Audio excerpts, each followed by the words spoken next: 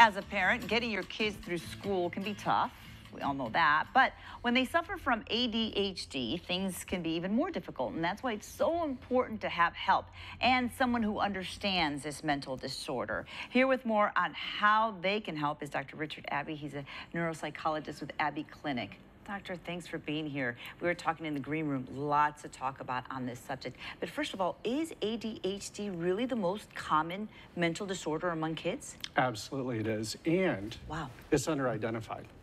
So a lot of people don't even realize that their child may have it because they can maybe play video games for hours or do Legos and all these things. Yeah.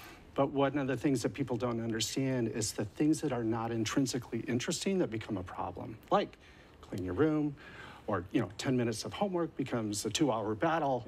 Those are some of the signs. It can be really confusing to see your kids be able to do these amazing things, but then they can't do these other things. But how do you pinpoint it as ADHD? I mean, and not say, oh, this is just normal kid behavior.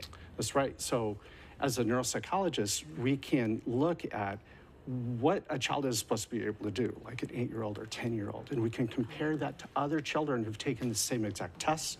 We can do functional neuroimaging in office to see what parts of the brain should be functional in the way they should be functioning, and compare that again to the same age norms.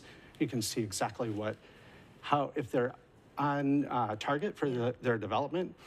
And the great thing is, by doing something like that, is when you can identify those areas lagging behind in development, you can work to catch them up to the ones that are already optimized. Yeah, that's true, because, I mean, unless you have a ton of siblings or a ton of kids, you won't know or have anybody to compare it to. Okay, how did you get into working with ADHD to begin with? It's a really good question. So, as a youngster, I didn't even know I had it either. I would show up for exams and take them, but I might not do my homework, or I couldn't find it, or my book bag was a mess, right?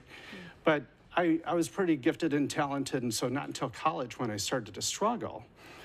And then I had this terrible car accident where I lost my memory for about 5 years. And then I didn't take this thing for granted anymore. And I wanted to discover how maybe I could figure out how to not live a life with limitations that the ADHD was presenting. And actually, I even tried taking medication. I took one pill and I'm like, I don't like the way this makes me feel. So through graduate school and then later at Stanford, I started looking into things like neurotechnology to figure out, is there a way to kind of do a brain gym to naturally build up the strength of the brain and the functioning of the brain? So you're saying that you can help kids without giving them medication? Yes. Oh, that's huge. It's because a lot of parents don't want to give their kids medication. Yeah, and I was surprised. So, I went through all the traditional training, some of the top schools in the country.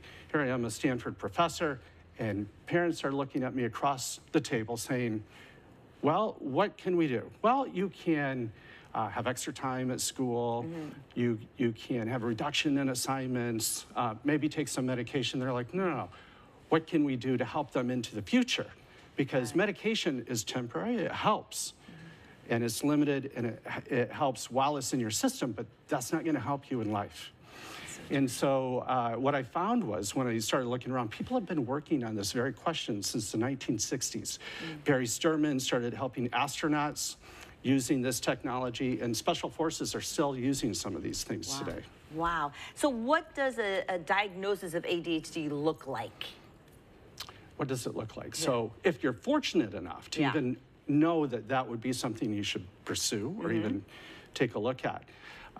What you're looking at is somebody who can maybe, they're really good at doing things, but maybe they're not getting things done. And so when you're doing the testing, you might put them through an arduous test that's not intrinsically interesting, like doing math or homework or listening to your history teacher for 22 minutes and see, well, how do you compare to other children who took this test who also didn't find this very interesting?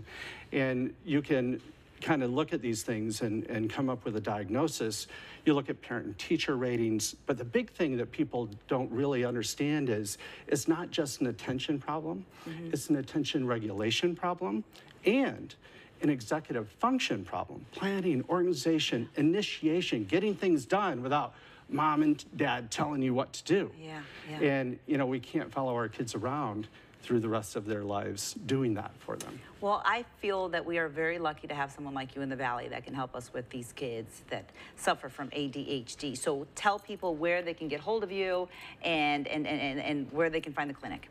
So we treat people throughout California, Texas, and Florida. But so within the area, I mean, you can come up and see us in Palo Alto. You can now, through the pandemic. Oh, you have several. Oh my gosh. We didn't understand how to provide this very advanced technology in people's homes, but the pandemic forced us to do that. We can do it from our homes? We can do remote appointments. We can do all the brain-computer interface, virtual reality, one-on-one coaching through the computer. So now we've extended our reach so we can help more and more people. That is great. Really unlock their potential. Parents know it's in there. Like if you're a mom or dad and you think, boy, I just know that my child can do X, Y, and Z, but school's not going so well, you're right. Yes. And you can do that. Well, thank you so much for being here. That's great to hear. You'll have to come back and we can talk about adult ADHD. Ooh, I'd love to. Julie hates paper cuts. 278